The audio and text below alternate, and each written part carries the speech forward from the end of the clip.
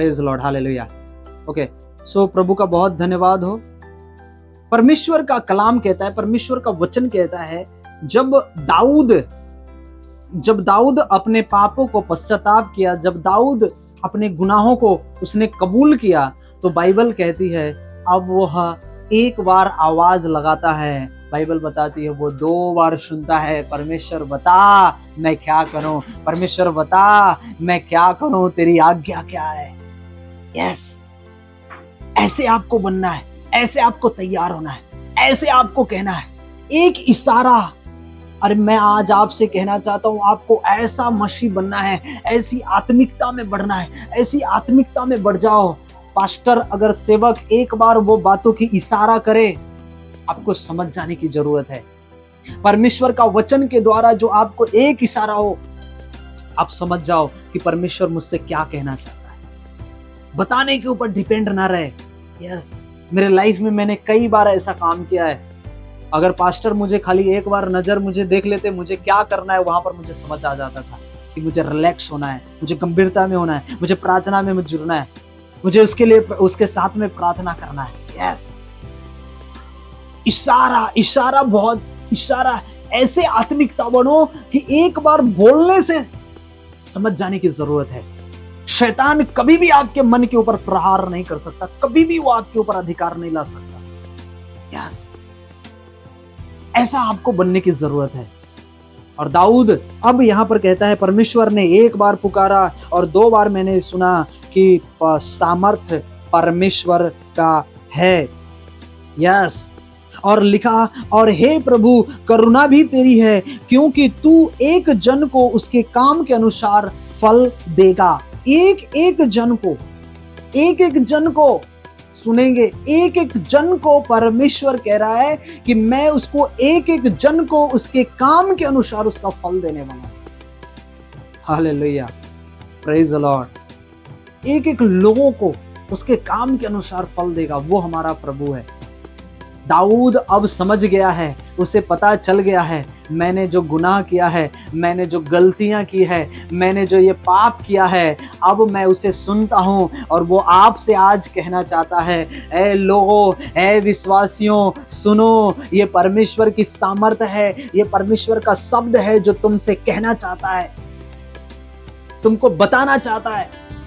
तुम सुनो, एक जन को उसके किए की फल मिलने वाला है, एक लोगों को उसके किए हुए का फल मिलने वाला है। इसलिए परमेश्वर के नजदीक हमें रहने की आवश्यकता है। परमेश्वर के नजदीक में आपको जुड़ने की आवश्यकता है। परमेश्वर के पास आइए। अब ये दाऊद कहते हैं, यहां पर लिखा, हे प्रभु करुणा भी तेरी है, क्योंकि एक जन को उसके काम के अनुसार फल दिया। उसको पता चल गया, जो मैंने घमंड किया, जो मैंने पाप किया, उसका फल मुझे मिल गया है, तेरा अनुग्रह मुझसे दूर हो गया है। Yes, hallelujah. इसलिए प्रभु के पास आए, प्रभु के नजदीक आए, प्रभु के निकट आए। आपको इशारा समझने की जरूरत है। परमेश्वर का जो वर्ड कहता है उसको अपने लाइफ में इंपोर्ट करो। उसका जो वचन है अपने माइंड में, अपने दिमाग में उसे लेकर चलो कि मेरे मन को रक्षा करना है, मेरे जीवन को रक्षा करना है, मुझे कैसे बोलना है, कैसे चलना है, कैसे करना है। अपने लूत, परमेश्वर ने कहा सदोम और अमोरा में जो उसके पाप बढ़ चुके थे, गुनाह बढ़ चुके थे, लूत, उसकी पत्नी, उसकी बेटी, उनके दामाद, वहां सारे लोग थे और इतने सदोम और अमोरा के ऊपर पाप बढ़ चुका था। मैं शॉर्ट में इसको खत्म करूंगा, थोड़ा समय आगे जाऊंगा। और बाइबल कहती है उसके पास दूत आया और उसने कहा,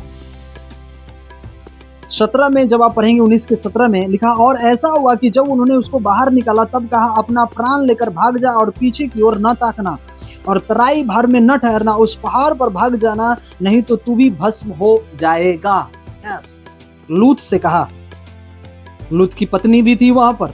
18 में लिखा, लूत ने उससे कहा, हे प्रभु ऐसा ना कर, देख तेरा दास तेरी अनुग्रह की दृष्टि हुई है और तूने इससे बड़ी कृपा दिखाई कि मेरे प्राण को बचाए और पहाड़ पर भाग नहीं सकता। कहीं ऐसा ना हो कि कोई विपत्ति मुझ पर आ पड़े और मैं मर जाऊं। हालेलुया। इसलिए 19 के फिर 22 में लिखा, कहता है, उत्पत्ति 19 के 22 में लिखा, फुर्ती से वहां भाग जा, क्योंकि जब तक तू वहां ना पहुंचे तब तक मैं कुछ ना कर सकूंगा। इसी कारण उस नगर का नाम स्वर पड़ा। यस, सुनिए ध्यान से, परमेश्वर ने उसकी अगुवाई की, सारा चीज उसको खोलकर बताया कि तू ऐसा ना करना, तू भाग जाना, इस जगह को मैं नाश करने वाला हूं, यहां पर पूरे लोग खत्म होने वाले हैं, क्योंकि इन्होंने बहुत ऐसा काम कर दिया, पाप की काम, व्यभिचार का काम, ऐसे गंदे गंदे काम इन्होंने किए। इनको बताया गया, इनको मैंने भेजा, लूत को भेजा कि लोगों के बीच में वो बताए, लेकिन वो लोग नहीं सुनने वाले थे, लोग नहीं समझने वाले थे। और बाइबल बताती है कि तब वहां पर परमेश्वर ने उसे अगुवाई किया, कहा भाग जा और फिर ठहरना नहीं यहां पर। उसने कहा प्रभु मैं इतनी जल्दी कैसे भाग जाऊं, पर फिर परमेश्वर कहता है जब तक तू नहीं भागेगा तब तक मैं उसे नष्ट नहीं कर पाऊंगा। यस, परमेश्वर आपको बताना चाहता है कि जो तू मेरे साथ है, जो तू मेरे संगति में है, मैं तेरे द्वारा वो काम करूंगा और तू उस जगह से निकल जाएगा, तभी उस जगह पर मैं वो ऐसा काम कर पाऊंगा, क्योंकि तेरे कारण उस जगह को, तेरी उपस्थिति में अगर तू आ रहे तो मैं उस जगह को नाश नहीं कर सकता। इसलिए अब्राहम ने भी कहा प्रभु अगर 50 लोग अगर उसमें से धर्मी ठहरे तो क्या नाश कर देगा? प्रभु कहा नहीं, नहीं करूंगा। 45 नहीं, 30 नहीं, 20 नहीं, मैं इसके ऊपर आगे बात करूंगा डिटेल में दूसरे दिन।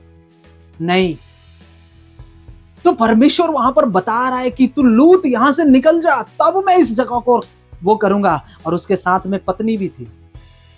सुनेंगे बहन लोग, भाई लोग सुनेंगे, उसकी पत्नी भी थी।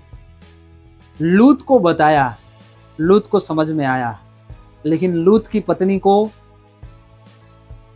समझ में नहीं आया। क्यों पता है? क्योंकि वो सांसारिक जीवन में वो चल रही थी, उसका जो चाल चलन था उस संसारिक के जैसा था, और संसारिक के चाल चलन चलने के द्वारा वो परमेश्वर की वर्ड को वो नहीं समझ पाई। उसकी बेटी, दामाद लोग थे उसके साथ में, वो समझ गए, लेकिन उसकी पत्नी नहीं समझ पाई। परमेश्वर का अच्छा लोग था, परमेश्वर का अच्छा दास था वो लूत, अब्राहम का जिसको भतीजा बोलते। और परमेश्वर ने उसे कहा तू निकालो वहां से, तू जा, तब मैं इस जगह को नाश करूंगा।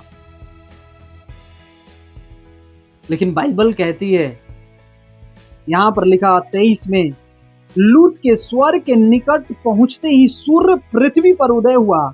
तब यहोवा ने अपनी ओर से सदोम और अमोरा पर आकाश से गंधक और आग बरसाई और उन नगरों को और उन संपूर्ण तराई और नगरों के सब निवासियों को भूमि की सारी उपज समेत नष्ट कर दिया। एक भी चीज नहीं बचा, खाने से लेकर हो, पेड़ हो, पौधा हो, कोई भी चीज हो, कुछ नहीं बचा वहां पर। और आगे लिखा, बाइबल कहती है 26 में लिखा, सुनिएगा ध्यान से, सुनिए मेरे भाई मेरे बहन, ध्यान से सुनिए। लूत की पत्नी ने जो उसके पीछे थी, दृष्टि फेर के पीछे की ओर देखा, क्योंकि परमेश्वर ने उसे मना किया था पीछे की ओर मुड़ कर ना देखना। कई भाइयों को, कई बहनों को ऐसा ही मन बावला तरीके का होता है। मन जो होता है वो उस चीज पर स्थिर नहीं रहता जो परमेश्वर का वचन कहता है। वो अपने तरीके से चलना चाहते हैं, वो अपने तरीके से जीवन को जीना चाहते हैं। लूत के जीवन में यही था, लूत की पत्नी के जीवन में यही था। क्या लूत वहां से निकला होगा तो क्या पत्नी को नहीं समझाया होगा, प्रभु ने मुझे आज्ञा दिया पीछे मुड़ कर नहीं देखना?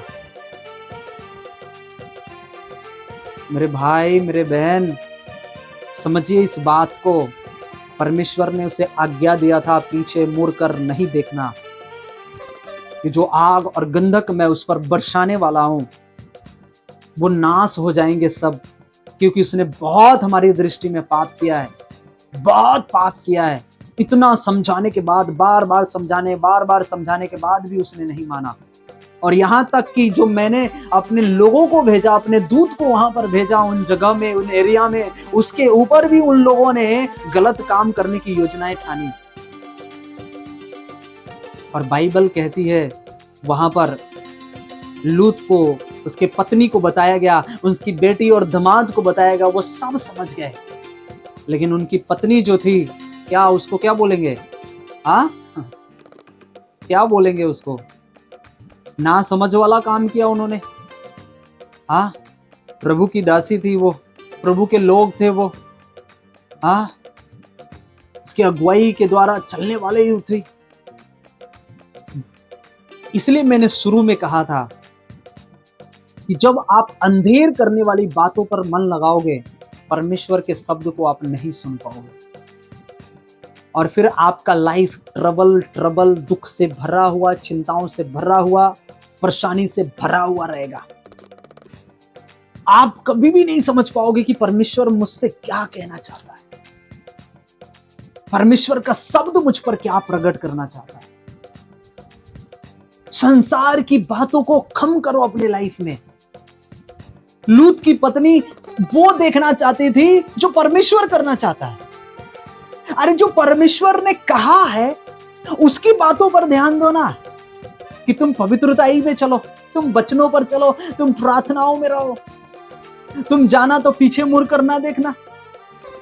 कई बार लोग, कई भाई, कई बहनें का जीवन ऐसा ही है। उनकी संगति ऐसे लोगों से है, ऐसे जगह पर है जो वो बढ़ने के बजाय वो घट रहे हैं,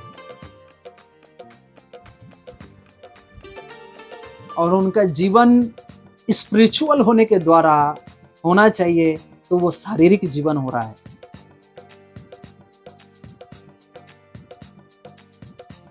क्या लूत का नुकसान हुआ वहां पर?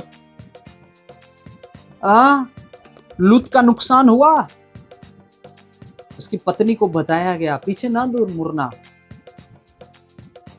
मैं आज आपसे कहना चाहता हूं, क्या आप परमेश्वर की उस आज्ञाओं को मानने के लिए तैयार है जो परमेश्वर ने आपसे कहा है, जो परमेश्वर ने आपको दिया है? क्या उस पर चलने के लिए तैयार है? क्या आप अपने जीवन में वो सैक्रिफाइस करने के लिए तैयार है कि जो परमेश्वर ने मुझे कहा है, अगर मेरे जीवन में, मेरे लाइफ में ये चीज को अगर छोड़ना पड़े तो भी मैं उसे छोड़ दूंगी, मैं उसे मान लूंगी, मुझे इस चीज पर, इन कामों के ऊपर चलने की जरूरत है। जो परमेश्वर का वर्ड कहता है, जो परमेश्वर का वचन कहता है, मुझे उसके ऊपर चलने की आवश्यकता है, मुझे उसके ऊपर ध्यान देने की आवश्यकता है। आज इसे लूत को क्यों नहीं समझ पाया, क्यों समझ में नहीं आए? क्योंकि वो मन, उसका ध्यान कहीं और था। उसको परमेश्वर के वचन के ऊपर, उसको कलाम के ऊपर, उसके प्रार्थनाओं के ऊपर ध्यान नहीं था। उसकी संसार की बातों के ऊपर ध्यान था। उनको ठट्ठे और मजाक करने उन्हें पसंद आते थे, और उन्हें यह नहीं समझ में आया कि जो परमेश्वर का दूत, परमेश्वर ने मुझे कहा है वचन के द्वारा, वो मुझे करने की आवश्यकता है। हालेलुया। और उन्होंने नहीं समझा, उन्होंने नहीं सीखा कि मुझे कैसे चलना है, मुझे कैसे बढ़ना है। और बाइबल कहती है, यहां पर लिखा, लूत की पत्नी ने जो उसके पीछे थी, दृष्टि फेर कर उसके पीछे की ओर देखा, और वह नमक का खंबा बन गई। नमक का खंबा, वो भी कौन सा खंबा? नमक का खंबा, जो कोई पूछता भी नहीं है।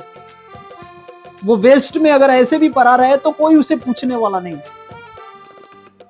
आप जब प्रभु से दूर होते हो ना, आपका जीवन ऐसा हो जाता है प्रभु से दूर होकर कि आप एक वेस्टेज हो जाते हो। वेस्ट, समझ रहे ना आप? वेस्ट, कोई पूछने वाला नहीं होता। फिर आप सोचते हैं कि मैं कहां हो गया, मैं कैसे हो गया, मेरा जीवन कैसा है, मेरा जीवन ऐसा ही है। अरे आप अपने जीवन के ऊपर ध्यान नहीं दिया है। परमेश्वर आपको बदलना चाहता है, परमेश्वर आपको तैयार करना चाहता है। हालेलुया। उसने अपने परमेश्वर के बातों को ऊपर ध्यान नहीं दिया, दूसरा अपने पति के बातों के ऊपर भी ध्यान नहीं दिया। हमें बहुत जरूरी है कि हमें सीखने की आवश्यकता है कि जो परमेश्वर हमसे कहना क्या चाहता है, जो परमेश्वर हमसे बातें क्या करना चाहता है। परमेश्वर जो हमें जिम्मेदारियां दिया है, वो जिम्मेदारियां हमारे लाइफ में, ये कोई जरूरत नहीं है कि आपकी जिम्मेदारियां बहुत बड़ी है। आपकी जिम्मेदारियां कलीसियाओं के लिए, एक विश्वासियों के लिए भी प्रार्थना करने की जिम्मेदारियां है।